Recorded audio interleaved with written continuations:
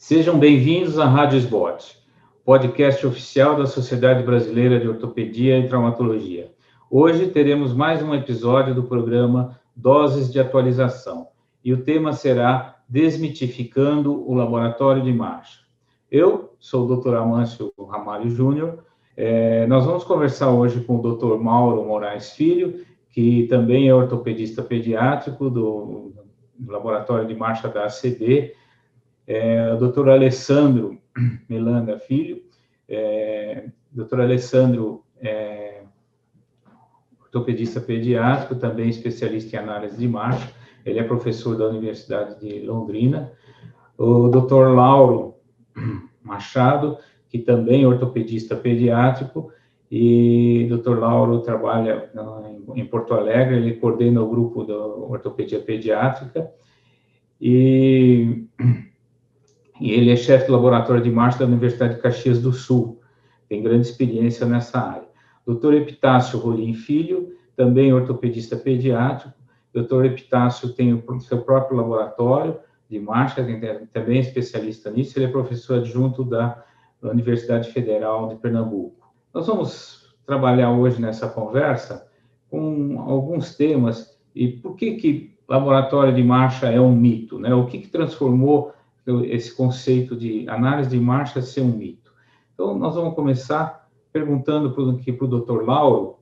Dr. Lauro, o senhor acredita que realmente o laboratório de marcha, análise de marcha, isso é confiável, é reprodutível e é difícil interpretar uma análise de marcha, não?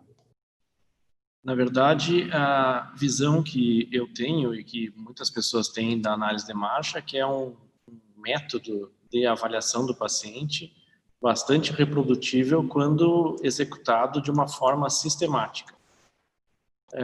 Isso pode ser confiável a ponto da gente recomendar procedimentos complexos para os pacientes baseado no subsídio que a análise de marcha consegue dar para a gente.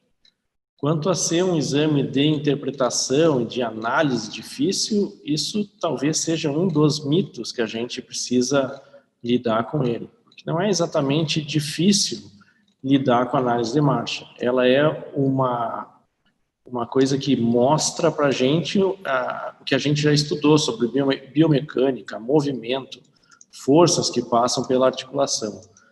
Basta a gente entender da patologia que a gente está avaliando, da biomecânica do próprio paciente e conseguir colocar isso de uma forma sistemática numa avaliação do próprio paciente. Lauro, você teve dificuldade para conseguir entender o que é uma análise de marcha? Como é que foi seu processo de entendimento e o que te atraiu para isso? Tudo começou para mim no meu fellow em Chicago. O serviço do Dr. Dias no Children's Memorial Hospital já trabalhava na década de 90 com análise de marcha bastante intensivamente e lá eu comecei a ter contato com isso, mas nessa época foi uma coisa bastante de curiosidade. À medida que o tempo passou, eu tentei aumentar meu conhecimento nisso e apesar de análise de marcha não ter nenhum processo formal de treinamento, assim como uma residência, assim como um curso a longo prazo, a gente tem acesso a vários cursos, tanto no mundo afora, como aqui no Brasil. Tradicionalmente tem o curso da ACD, de análise de marcha, onde a gente tem o início do treinamento e, eventualmente, até pode-se discutir e entender isso de uma forma mais profunda. Então, esse foi o processo. No início, a gente olha os gráficos de análise de marcha como um aluno da medicina olhando o gráfico do eletrocardiograma. A gente não consegue colocar todos os dados numa coisa só para tentar avaliar e trazer isso para a vida. Mas à medida que o tempo passa, a gente vai entendendo o que cada coisa significa, isso fica bastante simples e bastante óbvio. Queria perguntar para o Dr. Epitácio. Dr. Epitácio, o senhor tem um laboratório próprio e, inclusive, é um grande exemplo dentro da nossa questão da análise de marcha. O Dr. Epitácio adquiriu um laboratório de marcha com seus próprios recursos e trabalha ali de uma forma bastante interessante nisso aí. Dr. Epitácio, O senhor acha que laboratório de marcha só serve para analisar a criança com paralisia cerebral? Não, de forma alguma. É muito amplo o que nós podemos fazer e ajudar os pacientes em outras áreas também, por exemplo, na parte esportiva, medicina esportiva. Então, assim, além de paralisia cerebral, dentro da própria medicina, nós temos outras doenças que nós estamos estudando aqui, inclusive pauta de mestrado de alguns orientandos meus, que é em amiotrofia espinhal. Graças às medicações atuais, esses pacientes têm uma sobrevida dentro do subtipo e também, do ponto de vista funcional, eles estão adquirindo marcha. Então, eu acho interessante estudar esses novos pacientes, essas alterações biomecânicas nesses pacientes. Além disso, em medicina esportiva, o campo é muito amplo também. Então, aqui nós, para poder ampliar o espectro, além da paralisia cerebral, optamos também pela medicina esportiva. E também associando bem ao laboratório, também, a equipamentos já utilizados na medicina esportiva, como, por exemplo, as câmeras termográficas, isocinéticos computadorizados, associando os dois, laboratório e esses equipamentos. Além disso, também ainda tem outras doenças, também que nós estamos avaliando, como a mucopolissacaridose, como já falei, amputados. Então, o espectro é muito grande nesses pacientes. Os desafios são grandes, porque cada doença, cada alteração dessas, nos produz informações diferentes que nós temos que avaliar em cada paciente desse. E como eu comecei basicamente do zero aqui, não tinha bioengenheiro, como tem outros laboratórios, pessoal de informática, então nós tivemos que aprender tudo um pouquinho de cada disso também, além da própria interpretação do exame. Então, doutor Epitácio, o senhor consegue nos dar um exemplo, assim, na sua prática, em que a análise de marcha trouxe para você dados, assim, significativos que pudessem te ajudar ou até mesmo mudar a sua conduta no tratamento de algum paciente?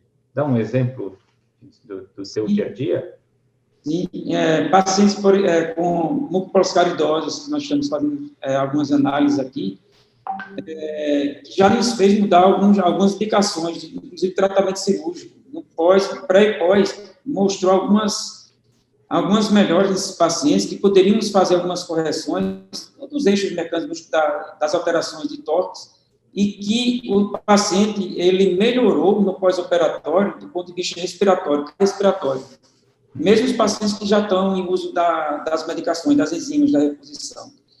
Então, realmente, a conduta tem um certo receio, alguns pacientes desses, em fazer algumas intervenções cirúrgicas, mas com a comprovação no laboratório, antes e depois dos dados, fica bem fácil e objetivo, e também de forma irrefutável, que as indicações devem existir, as indicações ortopédicas, para melhorar a função desse paciente e mantê-los por mais tempo ambulando também. Ainda sobre esse assunto, o doutor Epitácio, ele é bem conhecido com a sua experiência de reconstrução de membros, alongamentos, correção de deformidades, ele tem muita experiência nessa área. Então, doutor Epitácio, o senhor tem usado o laboratório, né, para te ajudar nesses casos de reconstrução, em equalizações de membros? Como é que tem sido isso? Isso aí é uma boa pergunta. Tenho sim, de forma mais experimental, mas eu tenho feito sim, alguns usos aqui sobre isso daqui, sim. Eu estou utilizando, por exemplo, em malformações congênitas, como deficiência espinal focal proximal e algumas anemias, fazendo algumas análises desses pacientes e transformando esses dados para reconstrução em alguns programas para fazer a programação. Eu faço a captação dos movimentos desses pacientes, transfiro para um outro programa e faço simulações cirúrgicas nesses pacientes. E depois eu transporto novamente para alguns programas de laboratório de marcha, com os pacientes já corrigidos, e simulo a marcha desses pacientes. Mas é algo bem experimental, que eu ainda estou desenvolvendo algumas coisas sobre isso ainda. Eu fiz essa pergunta provocativa ao doutor Epitácio. Ele é uma mente brilhante, ele é um médico, mas ele tem uma cabeça de engenheiro também, e trabalha muito bem com essa parte de informática e tudo. Então, eu fiz essa pergunta no sentido de estimular as pessoas que estão assistindo isso aí, as aplicações possíveis. Então, vocês vejam só, há uma simulação de uma correção cirúrgica. Esse é o caminho que se pode seguir também dentro do laboratório, né? E aí, agora perguntar para o doutor Alessandro, né? O doutor Alessandro está aqui conosco, o doutor Alessandro tem muita experiência também, e trabalhou na CD, agora trabalhou no laboratório de Curitiba. Doutor Alessandro, o senhor acha que o laboratório de marcha é indispensável? O laboratório de marcha, em muitas situações, ele é indispensável, né? Muitas pessoas têm essa pergunta para a gente: eu consigo tratar meus pacientes sem realizar o exame de marcha, por que eu vou pedir o exame de marcha? Essa resposta a gente pode dar de várias maneiras, mas eu diria que, basicamente, qualquer indivíduo que vai ter sua função avaliada, ele precisa passar por etapas. Então, a função é avaliada em relação à gravidade da doença do indivíduo. Então, a maioria dos pacientes precisam passar por uma avaliação da sua história, depois por testes mais simples, em geral por exame físico, que a avaliação inicial, por exemplo, da função cardíaca, ela é feita pela mensuração do pulso, frequência cardíaca. Depois o indivíduo vai para uma avaliação, uma ferramenta um pouco mais complexa, que é o caso do estetoscópio, por último, para chegar no ecocardiograma, né? Nem todos os pacientes precisam chegar até o ecocardiograma. A mesma coisa que é o exame de marcha, o exame da função de marcha.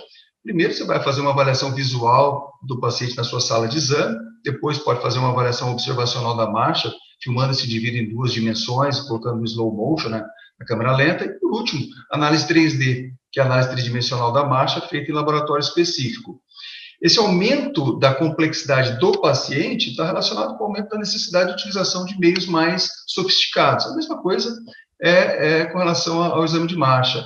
Obviamente, para a gente determinar qual paciente ou qual indivíduo vai ser submetido à análise tridimensional da marcha, existe a necessidade do conhecimento também do profissional para saber quais são as ferramentas que ele vai utilizar para avaliar esse indivíduo. É como o Dr. Lauro disse, existe formação desses indivíduos, né? Agora, uma coisa muito interessante é que os laboratórios de marcha, eu tenho certeza que todos estão abertos à discussão. Então, caso alguém tenha alguma dúvida com relação à indicação ou até com o resultado daquilo que ele recebeu, os laboratórios estão muito abertos para discutir o resultado final. E é algo que a gente gosta muito, essa interação com o médico assistente. Porque, no final de tudo, a gente tenta querendo resolver um problema, tanto do médico que encaminhou, quanto um problema de divulgação dessa ferramenta tão importante. Doutor Alessandro, o senhor também tem uma experiência interessante para passar para os colegas sobre a questão da análise de marcha em crianças com distrofia muscular. E isso se tornou, assim, um ponto de referência no tratamento, né? Pode dar um pouquinho da sua experiência nesse... Sim. A distrofia muscular, o exame de marcha, ele entra de forma a detectar qual fase a criança se encontra na evolução do seu andar. Em geral, nós dividimos essas fases em inicial, intermediária e final ou tardia. Dessa forma, ao identificar qual fase a criança se encontra, isso facilita a utilização das ferramentas terapêuticas que nós temos, sendo elas medicação, uso de órtese, fisioterapia, né, as terapias físicas, ou até cirurgia. Então, isso auxilia muito a gente entender aonde nós estamos na evolução do paciente e qual plano terapêutico melhor se aplica àquele caso individual. E a análise de marcha, ela tem essa capacidade, nos dá essas fases evolutivas do paciente. Na apresentação, por falha minha, eu esqueci de mencionar que hoje o Dr. Alessandro, ele é o presidente da Sociedade Brasileira de Análise Clínica da Marcha e do Movimento Humano. Essa sociedade foi criada alguns anos atrás por iniciativa, inclusive, do Dr. Lauro Machado, que é um entusiasta da área, criou um seminário lá em Porto Alegre, nós participamos disso, e dentro dessa ótica foi criada a Sociedade Brasileira de Análise de Marcha. Todos que estão aqui, né, participando são membros, e hoje o doutor Alessandro é o nosso presidente, né, que representa muito bem e tem, assim, incentivado com discussões de caso, inclusive com participações internacionais, tem sido muito interessante nesse sentido, né? E então a análise de marcha está crescendo muito. E dentro dessa história da questão dos mitos, né, nós temos o mito que eu acho que é o mito principal, né? Todo mundo diz, análise de marcha é cara, laboratório de marcha é caro, isso é muito dispendioso, eu não tenho recurso. Eu queria, então, perguntar para o Dr. Mauro, que dirige o laboratório da ACD, e ele tem grande experiência em paralisia cerebral, e também ele é uma pessoa muito criativa e muito produtiva. Talvez hoje, dentro da Ortopedia Nacional, seja um dos que mais publica e mais pesquisas tem, mas ele tem um trabalho na ACD, onde eles conseguiram operacionalizar o laboratório de marcha de uma forma dinâmica e com pacientes provenientes não só do SUS, mas também de planos de saúde particulares e tal. Então, doutor Mauro, conta um pouquinho para nós da sua experiência no laboratório da ACD. Com prazer. Um laboratório que começou em 96, o próprio Dr. Amâncio foi um dos responsáveis pela implantação do setor aqui na ACD, e ao longo dessa história toda, a questão de quanto a gente consegue arrecadar com o exame mudou bastante. Existe sim um investimento inicial para montar um laboratório com equipamentos, com pessoal, com a equipe fixa, né? Os equipamentos, enfim, variam um pouco, mas geralmente em torno de 200 a 250 mil dólares você consegue montar um sistema completo. Isso envolve, claro, um custo inicial, mas vários outros equipamentos hospitalares têm custo igual ou superior a isso, né? E há uns 10 anos atrás, aqui na CD, de todos os exames que fazíamos, a grande maioria, a maioria absoluta, mais de 90%, eram custeados pela CD. Eram exames SUS, que o SUS reembolsava quase nada, né? E a CD bancava o exame. E 10%, um pouco menos, eram exames particulares.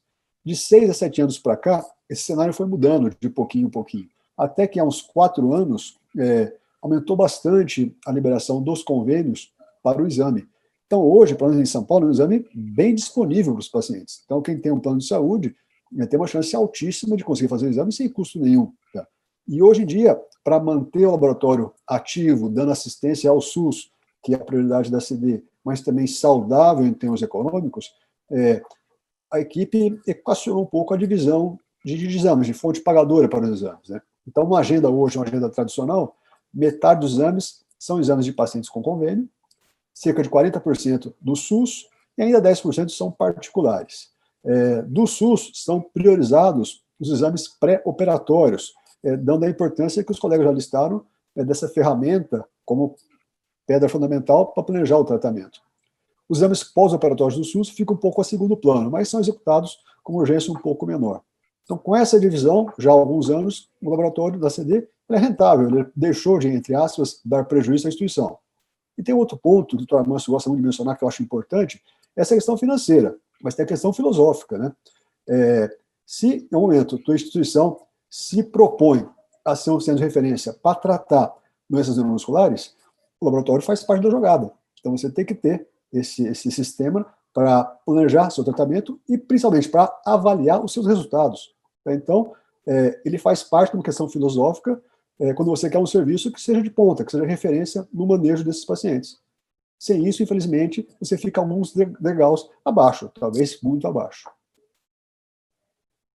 Doutor Mauro, uma pergunta assim, um pouco capciosa, de certa forma, para o senhor, mas é o seguinte, o senhor tem um grande número de publicações e isso é conhecido internacionalmente e tal, né? Se, de repente, por um evento qualquer, a ACD deixasse de existir um laboratório de marcha da ACD, isso, quanto que afetaria não só a sua carreira, as suas publicações e tal, mas também a sua prática? Com certeza eu sofreria um baque existencial muito grande, né? Porque eu já estou habituado, eu tive o privilégio de ter esse acesso desde o começo de carreira, eu me sinto privilegiado por causa disso, mas eu consegui construir minha carreira como o exame sendo um companheiro para mim esse tempo todo. Me auxiliou com meus pacientes, que é fundamental, me deu a chance de ter a oportunidade de pesquisar, que também gosto bastante. Se um dia eu perdesse essa capacidade, eu teria que repensar como seria conduzido a minha carreira. Talvez eu, enfim, teria que refletir se eu continuaria nesse ramo ou não. Né? E, reforçando um pouco, os colegas também disseram, é possível tratar sem exame de marcha? só que o nível de tratamento cai muito, né? Então, se você tiver diabetes ou um pré-diabetes, for tratar no SUS, o SUS fornece aos pacientes o glifage, né? E depois vai fornecer só a insulina NPH. Tá? Tem um hiato enorme de medicações, se não controlar com o glifage, o diabetes vai evoluir e não é feito nada. Então, está tratando? Tá. Mas existem formas muito melhores de tratar. Hoje em dia existe uma série de medicações, ainda na fase pré-diabetes, que impede a evolução da doença. Então, a resposta simplista é possível, mas não é a melhor forma de se fazer isso. Então, se eu tivesse essa questão no futuro, com certeza seria uma questão que teria um impacto muito grande, um impacto negativo. Nesse exemplo que o senhor deu sobre a questão do SUS, né, que se você tem entre o glifage e a insulina NPH, a ACD, ela tem, como se mencionou, 40% dos pacientes do laboratório são SUS, né? E a ACD, então, proporciona um tratamento de qualidade às crianças com paralisia cerebral. E nós temos esse Brasil grande nosso aqui, com grandes centros aí que não dispõem do laboratório de marcha. Não é incomum, eu acredito que isso aconteça com o senhor, porque acontece comigo, deve acontecer com o doutor Epitácio, doutor Lauro, doutor Alessandro, também, a busca de colegas fora de São Paulo e fora de outras instituições, que nos buscam para opinar sobre pacientes que eles estão lá numa situação que não sabem o que fazer exatamente e não dispõem do laboratório. Mas nós não vemos uma mobilização para que existam mais laboratórios de marcha, né? Então, é essa questão, quer dizer, nós estamos, a ACD oferecendo um tratamento de qualidade para os pacientes do SUS, né, através do laboratório de marcha, e tantos outros centros, né, que deixam de proporcionar isso com essa questão desse mito, que o laboratório de marcha é caro, né? O que é caro dentro de um custo de saúde, né? Nós vemos aí situações de desperdícios, né, de toneladas de medicamentos e kits de exame que foram desperdiçados porque venceram, né? Quantos laboratórios de marcha seriam pagos com esse dinheiro desse desperdício? O que falta, né? Falta uma mobilização, né? Dentro dessa coisa, me ocorre, eu não posso deixar de mencionar aqui, o CRER, lá de Goiânia, que é um laboratório de marcha também muito qualificado e que presta serviço só ao SUS, né? Então, nós temos condição de melhorar o tratamento das crianças com doenças neuromusculares e como o doutor Epitácio mencionou, também em outras áreas, né? Doutor Lauro trabalha lá em Caxias do Sul, também tem lá um laboratório voltado também a treinamento, a prática esportiva, né? Ele tem experiência com deformidades, né? Doutor Lauro, o senhor pode comentar sobre a sua experiência com o tratamento das fraturas, sequelas de fraturas, que o senhor tem experiência no laboratório? Com certeza. Nos últimos anos, a gente tem tido a oportunidade de fazer aqui no laboratório vários exames de pacientes que tiveram fraturas e, por algum motivo, o tratamento não foi a contento, com algum tipo de deformidade, encurtamento, consolidações viciosas, etc. E muitas vezes existem dúvidas, principalmente em crianças, de quando a gente aceita essas deformidades residuais, quando a gente necessita tratar delas. Eu tive um paciente há pouco tempo atrás que teve uma fratura do terço distal da tíbia, próxima a uma epifisiólise grau 2, que foi tratada de forma com redução fechada e fixação com parafusos canulados, que ficou com a deformidade residual em valgo do tornozelo. E a nossa dúvida era o quanto que é aceitável dessa deformidade, já que as referências que a gente tem na bibliografia não se baseiam na função do paciente, sim em imagem radiológica. Então, a gente não sabe quanto que vai influenciar na vida de cada um. Esse é um tipo de paciente que se beneficia bastante da análise de marcha, porque a gente, examinando ele, pode medir as forças que passam em outras articulações. O exame da marcha inclui a cinética da marcha, e a gente pode medir qual é a repercussão cinética de um problema do tornozelo sobre o joelho, sobre o quadril, sobre o tronco do paciente. E, a partir daí, tomar decisões mais adequadas sobre o tratamento desse tipo de paciente. Uma outra coisa que é interessante, doutor Amâncio, da gente sempre lembrar sobre o uso da análise de marcha e de uma maneira praticamente indiscriminada na ortopedia, e eu acredito que isso vai acabar acontecendo, é que a medicina bem feita e bem estudada e bem avaliada, ela é mais barata. Não há nada mais caro do que uma medicina mal feita, ou faltando algum item na medicina. Isso sim é mais caro, não é o exame, não é a implantação do laboratório. É a gente não conseguir fazer a coisa adequada. Muito bom. Nós estamos chegando aos nossos limites de tempo. Doutor Lauro, o senhor está com a palavra, o senhor gostaria de dizer algumas palavras assim, para encerrar essa sua participação no podcast que a gente está tendo aqui hoje da Rádio Spot? O que eu gostaria de falar é mais ou menos um incentivo às pessoas que eventualmente escutarem o podcast. A gente tem dificuldade de se colocar como exemplo, mas a situação que eu vivi com o laboratório de marcha acho que pode ser tomada como um exemplo. Depois que eu voltei do meu fellow em Chicago, eu passei 18 anos procurando e tentando trabalhar no laboratório de marcha, de qualquer tipo de forma, de qualquer tipo de modalidade. E até que, por acaso, isso acabou acontecendo. E certamente a partir do momento que a gente começou a trabalhar aqui no laboratório de marcha de Caxias, atendendo pacientes externos e fazendo exames clínicos dos pacientes, isso mudou completamente a minha prática médica. Hoje eu sou, assim como o Mauro falou, extremamente dependente da análise de marcha. É um companheiro que a gente tem para praticamente todas as patologias do consultório e do ambulatório. E eu acredito piamente na força e na qualidade desse tipo de método de avaliação. Doutor Epitácio, o senhor gostaria de dizer algumas palavras assim nesse encerramento, uma mensagem aos colegas que estão nos ouvindo? Bom, aquele que acredita nos sonhos dele, vão atrás que consegue. Como o Lauro falou, foram 18 anos. Então, a minha história é bem semelhante com a de Lauro. Quando eu tive o contato com o Laboratório Marcha na CD, quando eu fui residente em 99, então sempre tive o sonho de montar um laboratório aqui.